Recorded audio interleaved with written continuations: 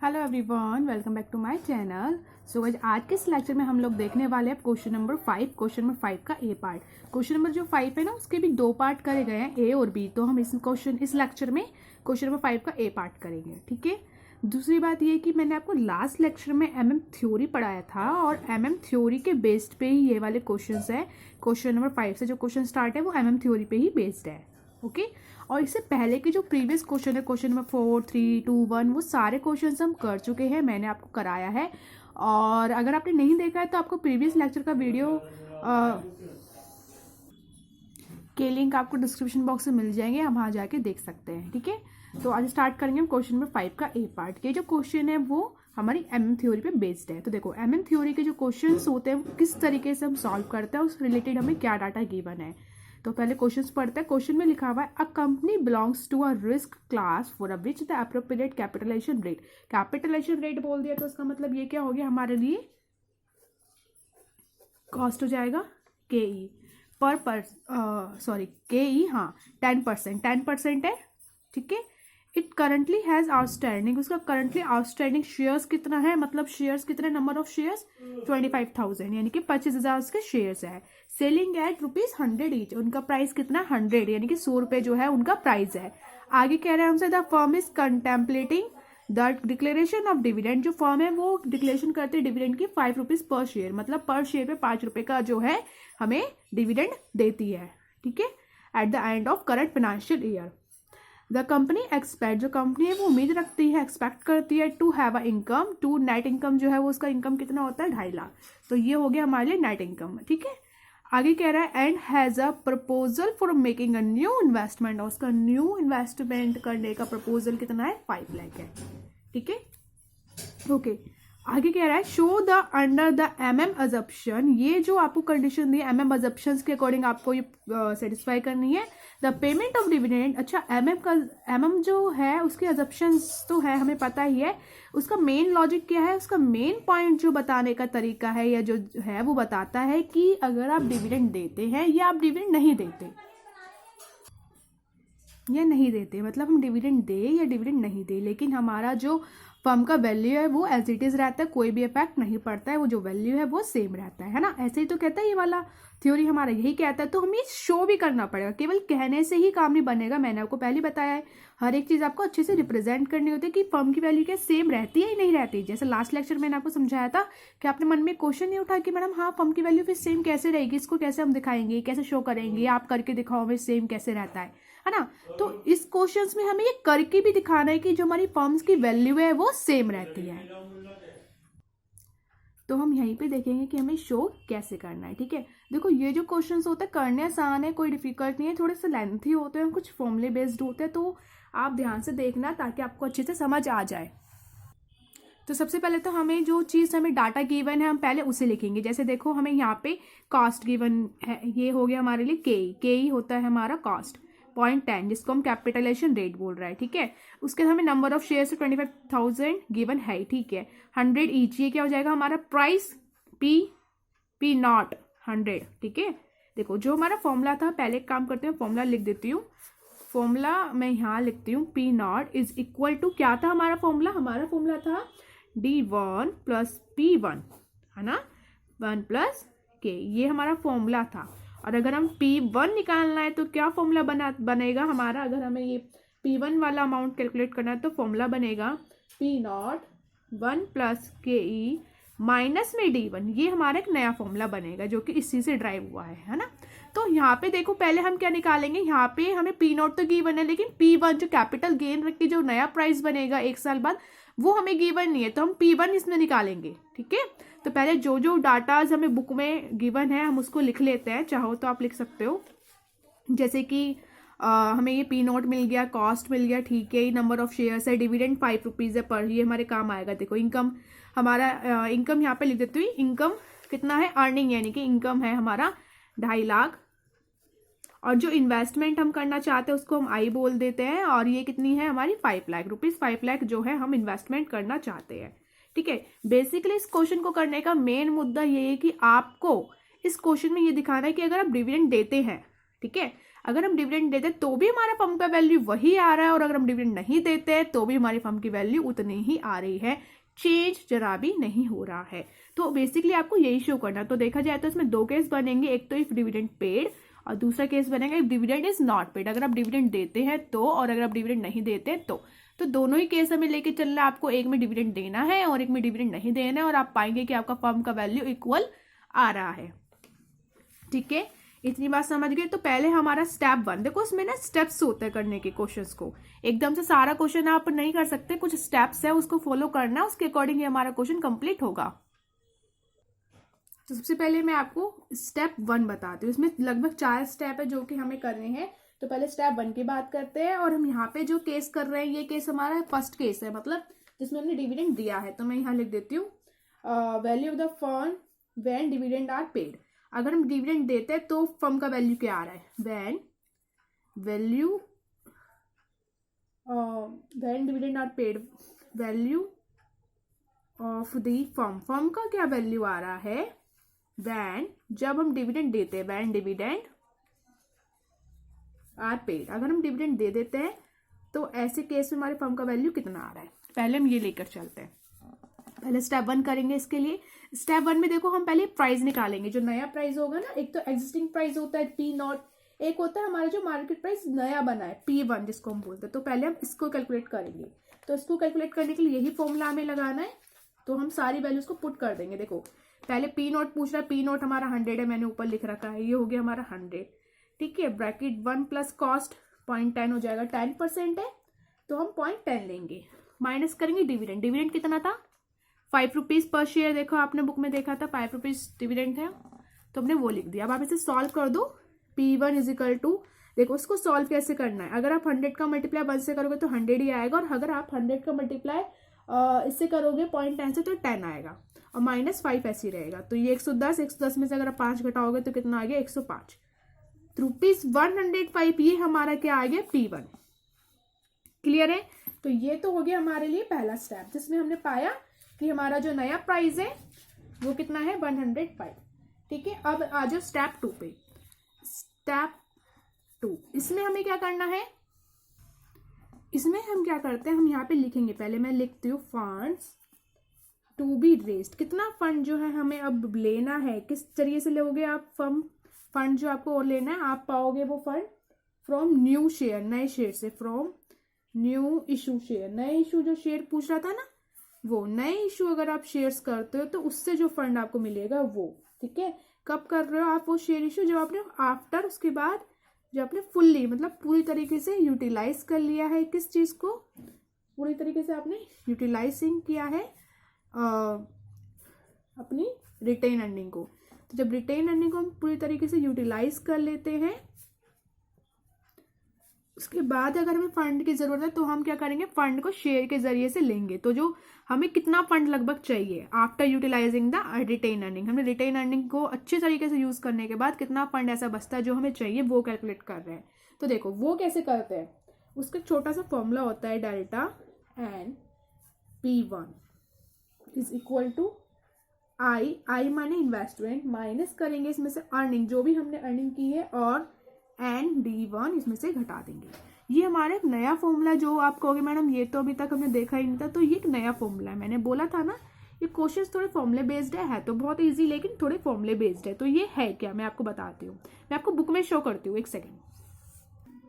ये देखो यहाँ पे लिखा हुआ है, देखो ये फॉर्मूला दे रखा है, delta N P1 is equal to I minus E minus ND1 bracket close. तो जो ये फॉर्मूला दे रखा है इसको यहाँ एक्सप्लेन कर रखा है, मैं आपको बुक में से समझा रही हूँ। देखो डेल्टा एन P1 क्या होता है, amount to be raise from a new issue share, जो हमें नए शेयर से जितना अमाउंट चाहिए उसको बोल रहा है ये। ठीक है, आई से हमारा जो इन्वेस्टमेंट की रिक्वायरमेंट है वो आ जाएगा, ई से अर्निंग जो हमें बताया था नेट इनकम इतना होता है, ND1 होता है हमारा total dividend to be paid, जो हमें डिविडेंड देना है, टोटल जो डिविडेंड दे रहे हैं। डिविडेंड कितने पे देंगे हम, जो भी हमारे शेयर्स हैं, और मल्टीप्लाई कर देंगे किससे, जो भी हम डिविडेंड दे रहे हैं पर शेयर, जैसे कि 5 रुपये पर शेयर दे रहे हैं और हमारे शेयर 25,000 हैं, तो उसको मल्टीप्लाई कर देंगे।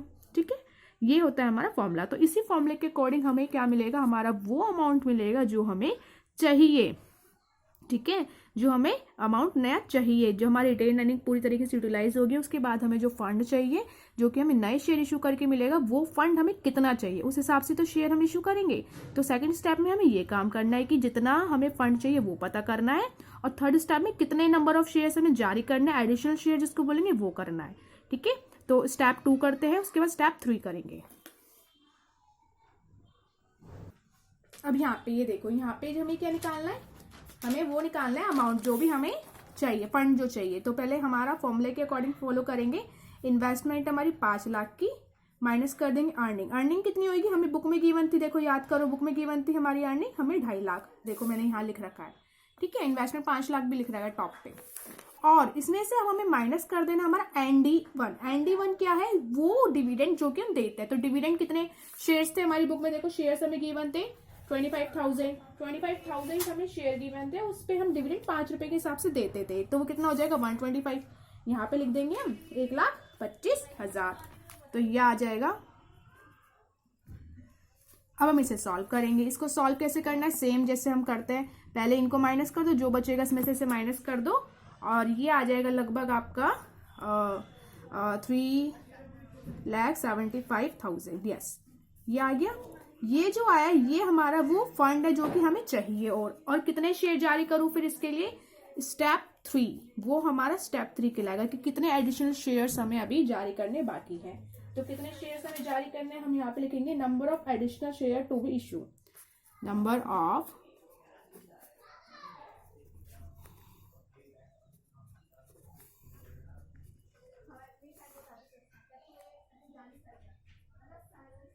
Additional shares to be issued.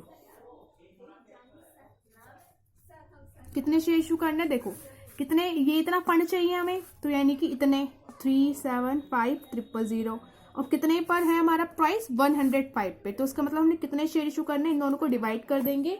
और अगर आप इन दोनों को डिवाइड करते हो तो ये लगभग आपको मिलेगा 3571.42। अगर आप इसे डिवाइड करते हो तो लगभग इतना हमें स्टॉक अपना चाहिए। ठीक है, ये मैं इसको 43 भी ले सकते हैं, 3571.43 भी लिख सकते हो, क्योंकि ये 428 इस तरीके से आ रहा है।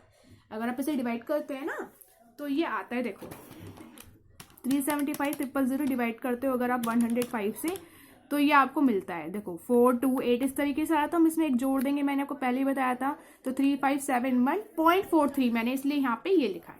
ठीक है, स्टेप 3 हो गया। अब इसमें स्टेप 4 करना है। स्टेप 4 में हमें यहाँ पे क्या लिखना है, यहाँ हमें लिखना है हमारा जो हमारा वैल्यू जो है फर्म का, वो रिप्रेजेंट करेंगे हम, वैल्यू ऑफ द फर्म। हमारा जो फर्म का वैल्यू है वो कितना आ रहा है वो एग्जैक्ट हमें दिखाना है, क्योंकि अभी हम डिविडेंड पेड करके कर रहे हैं। अभी हम सेम कैलकुलेशन दोबारा भी करेंगे जो हम डिविडेंड नहीं देंगे। ठीक है, और हम पाएंगे कि ये वैल्यू और वो वैल्यू दोनों सेम आ रहे हैं। तो यहाँ पे हम ये लिखेंगे, और फॉर्मूलाज का देखो थोड़ा लेंथी होता है, एन नंबर ऑफ शेयर्स है, प्लस डेल्टा एन वो है जो फ्रेश शेयर इशू करे, एडिशनल शेयर जो भी हमने जारी किए थे, जो भी निकाला हमने स्टेप 3 में, मल्टीप्लाई करेंगे इसकी P1 से, माइनस कर देंगे इन्वेस्टमेंट और प्लस करेंगे अर्निंग। मुझे पता है डिफिकल्ट है, थोड़ा लग रहा है आपको, लेकिन आसान है, 1-2 बार करेंगे तो आपको आ जाएगा। अब यहाँ पे इन सब की वैल्यूज पुट करना है। नंबर ऑफ शेयर्स कितने हैं हमारे पास, 25,000, देखो आपको बुक में गिवन है ना, एन मतलब है नंबर ऑफ शेयर्स।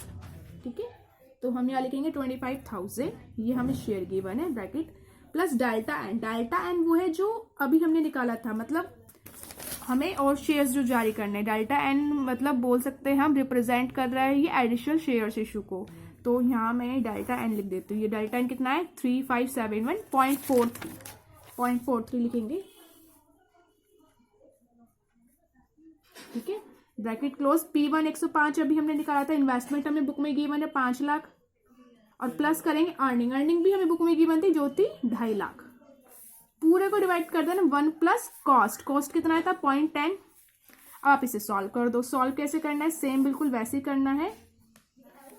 इनको पहले ब्रैकेट सॉल्व करो, इन दोनों को प्लस कर दो। अगर आप इन दोनों को जोड़ोगे तो ये आपका आ जाएगा 3 लाख, 30 लाख ले लो आप इनको। ठीक है, अगर हम इन दोनों को प्लस करते हैं तो ये हमें मिलता है, उसके हम मल्टीप्लाई करेंगे 105 से। अगर हम मल्टीप्लाई करते हैं इसकी 105 से तो हमें मिलता है 30 लाख। ये 0.15 जो आ रहा है इसे इग्नोर कर दो, ये 30 लाख आ रहा है, इसको लिखते हैं हम। यहाँ पे लिखेंगे 30 लाख।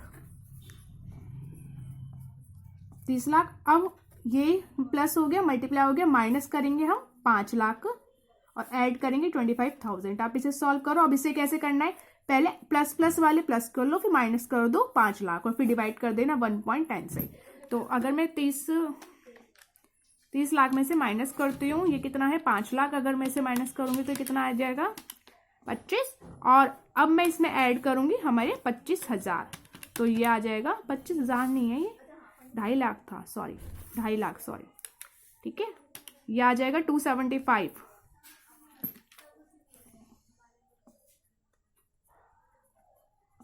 ठीक है, अब आप इसे डिवाइड कर दो इससे, तो ये आपको मिलेगा डिवाइड करने के बाद 25 लाख। तो जो ये 25 लाख आया यही हमारी फर्म का वैल्यू है। ठीक है, कि हमारे फर्म का वैल्यू कितना है, हमारे फर्म का जो वैल्यू है वो कितना है 25 लाख हमारे फर्म का वैल्यू है। ये हमने कैसे निकाला है, ये हमने निकाला है इसको डिविडेंड पेड के तरीके से। जब हमने डिविडेंड पेड किया तो हमने निकाला है, ठीक है, डिविडेंड पेड के तरीके से। ठीक है, तो हमने देखा हमारा फर्म का वैल्यू कितना आ रहा है, ये इतना 25 लाख आ रहा है। अब यही सारे स्टेप जो मैंने अभी किया, स्टेप 1 2 3 4, ये सारे स्टेप आपको अगेन फॉलो करने, लेकिन अब कैसे, value of the firm when dividend is not paid, जब डिविडेंड नहीं दे रहे तो आप पाएंगे कि हमारा जो फर्म का वैल्यू ये भी सेम आ रहा है। ठीक है, तो अब वो वाला केस करेंगे। मैंने आपको बोला था क्वेश्चन लेंथी है लेकिन आसान है करने में, तो सेम बिल्कुल आपको यही सारे काम दोबारा करना है जिसमें आपको डिविडेंड नहीं देना। जब डिविडेंड आप नहीं देंगे तो क्या हो जाएगा, वो 0 हो जाएगा, डी की जगह क्या आएगा 0, है ना। तो हम पहले यहाँ लिखेंगे, सबसे पहले हम क्या करेंगे, अपना स्टेप 1 करेंगे। स्टेप 1 एक सेकंड पहले मैं यहाँ लिख देती हूँ, value of the firm when dividend are not paid, value of the firm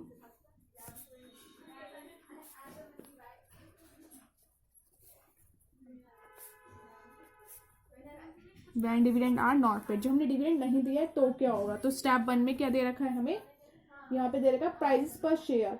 हम पहले प्राइजेस निकालेंगे, प्राइजेस पर शेयर, जैसे सेम उसमें क्या था ना P1 निकाला था, वही निकालना है, प्राइजेस पर share eight the end of first year खत्म होने पे क्या प्राइस होगा, मतलब P1 निकालना है, सेम जैसे पहले किया था वैसे ही करना है। तो हम लिखेंगे, पहले फॉर्मूला लिखेंगे, हमारा फॉर्मूला क्या था, हमारा P0 1 plus KE bracket close, उसके बाद माइनस करेंगे इसमें से D1। अब P1 आपको निकालना है, P0 वही रहेगा सेम 100 था ना, तो यहाँ पे हम 100 लिखेंगे, 1 प्लस KE कॉस्ट सेम रहेगा, कॉस्ट भी कोई डिफरेंट नहीं है, कॉस्ट कितना था हमारा 0.10 हो जाएगा, माइनस डिविडेंड कितना है 5। अब यहाँ पे देखो ये गलती मत करना, जैसे मैंने यहाँ पर लिख दिया डिविडेंड हम नहीं दे रहे हैं, जब डिविडेंड नहीं दे रहे तो हम उसको 0 लिखेंगे, 0, ठीक है, जब डिविडेंड दे नहीं रहे तो वो 0 हो जाएगा ना, इसलिए अब हम यहाँ पे 0 लिखेंगे। मैंने करके दिखाया ताकि आप समझ जाए कि यहाँ पे हमें 0 लिखना है, क्योंकि हम डिविडेंड नहीं दे रहे हैं तो 0 आ जाएगा। अब आप इसे सिंपल सॉल्व कर दो, अब तो आसान हो गया और भी ज़्यादा। इसमें से आप इसको 100 प्लस 10 आ जाएगा और ये क्या हो जाएगा आपका 110। P1 निकल गया, पहला स्टेप तो हो गया। अब बारी है स्टेप 2, सेम वैसे ही लिखना है जैसे पहले किया था हमने, कि हमें फंड्स कितना चाहिए, फंड कैलकुलेट करेंगे, तो हम पहले लिखेंगे फंड्स टू बी रेज्ड, वो फंड जो हमें रेज करना है फ्रॉम किससे, फ्रॉम न्यू शेयर जारी करके, फ्रॉम न्यू शेयर्स, नए शेयर से, फ्रॉम न्यू शेयर्स इशू, नए शेयर इशू करके, आफ्टर फुल्ली यूटिलाइजिंग, हमने अच्छे से यूटिलाइजिंग करा है किसको, अपने रिटेन अर्निंग को।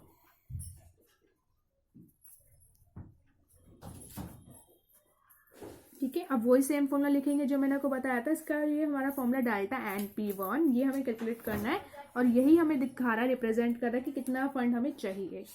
इन्वेस्टमेंट माइनस हमारा अर्निंग एंड D1। अब देखो एंड D1 क्या है, जो डिविडेंड हमने दिया है, अब की बार डिविडेंड तो हम दे ही नहीं रहे, तो ये इन्वेस्टमेंट तो वही रहेगा सेम 5 लाख का, माइनस अर्निंग वही रहेगी, हमारी अर्निंग कितनी थी 2.5 लाख की शायद अर्निंग थी, हाँ 2.5 लाख की अर्निंग थी, वो भी सेम रहेगी, और माइनस 0, क्योंकि हम यहाँ पे कुछ दे नहीं रहे हैं, डिविडेंड अगर आप दे नहीं रहे हो तो वो 0 आएगा। ठीक है, आप इसे सॉल्व कर लो,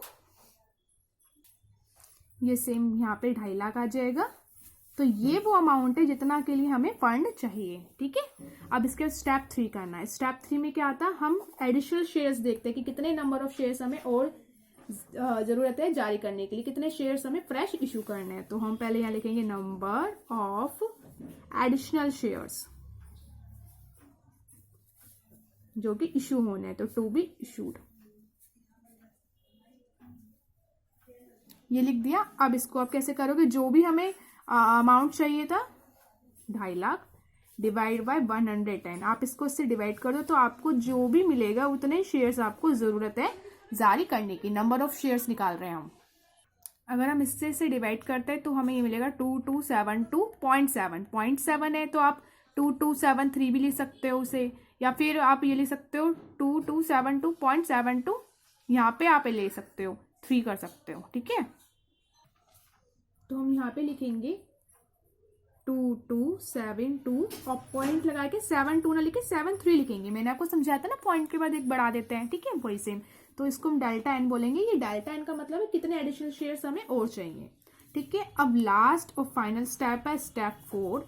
स्टेप 4 में क्या था, हम वो जो बड़े वाला फॉर्मूला लगाते थे ना, जिसमें हम फर्म का वैल्यू चेक करते हैं कि फर्म का वैल्यू ये आ भी रहा है या नहीं आ रहा है, तो वही सेम हमें यहाँ पे करना है। तो फॉर्मूला लिखेंगे पहले N P O N delta N P1 minus I investment है, ई से अर्निंग है, डिवाइड करेंगे इसे 1 प्लस के ई से। जो डेल्टा एन है ना, ये शो कर रहा है कि कितने एडिशनल शेयर्स चाहिए, N by number of shares. P1 आपको अच्छे से पता ही है, ठीक है। तो यहाँ पे सबका वैल्यू पुट कर दो। अगर ये वही आता है जो हमारा लास्ट आया था 25 लाख, तो इसका मतलब फर्म का वैल्यू पे इफेक्ट कोई भी नहीं पड़ा है। अब आप देखोगे जादू ठीक है। तो एन तो हमारा सेम 25,000 है number of shares. Delta N कितना अभी हमने निकाला 2272.73 माइनस करेंगे, सॉरी माइनस नहीं, पहले तो हम मल्टीप्लाई करेंगे P1 से। P1 कितना है हमारे पास 110, ठीक है। अब हम यहाँ पे माइनस करेंगे अपना इन्वेस्टमेंट 5 लाख का, और प्लस कर देंगे अपनी अर्निंग जो कि कितनी है 2.5 लाख की, और पूरे को डिवाइड कर देंगे 1 प्लस 0.10, ठीक है, कॉस्ट से। अब आप इसे सॉल्व करो। अब हम इसे सॉल्व करेंगे तो अगर आप इसको यहाँ पे प्लस करके मल्टीप्लाई करोगे 110 से, इसको सॉल्व करोगे 110 से, तो वो सेम 30 लाख ही आएगा, ठीक है। अब 30 लाख सुनते ही आप समझ गए कि हाँ अब तो सेम ही आएगा, 30 लाख आ गया, 5 लाख ऐसे ही रहेगा प्लस 2.5 लाख। अब आप इसे सॉल्व कर लो। सॉल्व करके अगर आप देखोगे तो आप पाओगे कि आपको वही अपना आंसर मिल गया है, ठीक है। ये कितना आएगा पूरा का पूरा 25 लाख। ये 1.10 है, ये पॉइंट है, ठीक है। 1.10 पूरा कितना आएगा 25 लाख। तो ये देखा आपने, इसका मतलब फर्म की वैल्यू पे कोई भी इफेक्ट नहीं पड़ता है। ये चीज हमने देख ली है और करके भी दिखा दी है, ठीक है। तो हम यहाँ पे एक पॉइंट लिखेंगे, thus इट इज क्लियर, ये क्लियर बिल्कुल साफ दिख रहा है हमने जो करा भी है, दैट माने कि वेदर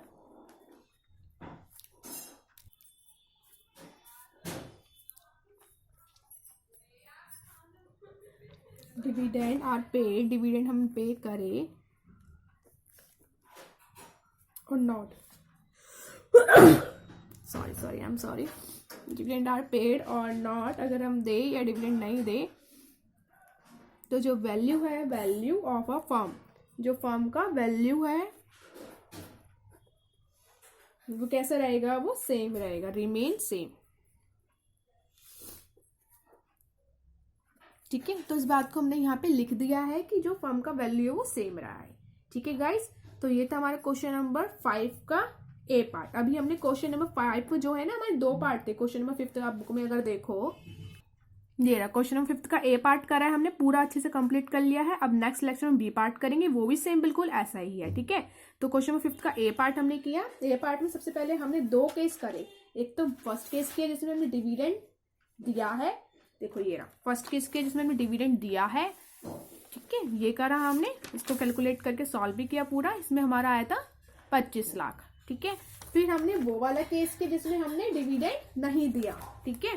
तो उसमें भी हमने पाया कि जो हमारा वैल्यू है फर्म का वो बिल्कुल सेम आ रहा है। फर्म का वैल्यू कितना आ रहा है, उसमें भी सेम आ रहा है हमारा फर्म का वैल्यू, ठीक है। तो ये हमने क्वेश्चन पूरा क्वेश्चन नंबर 5 का ए पार्ट कर लिया है। अब नेक्स्ट स्टार्ट करेंगे क्वेश्चन नंबर 5 का बी पार्ट।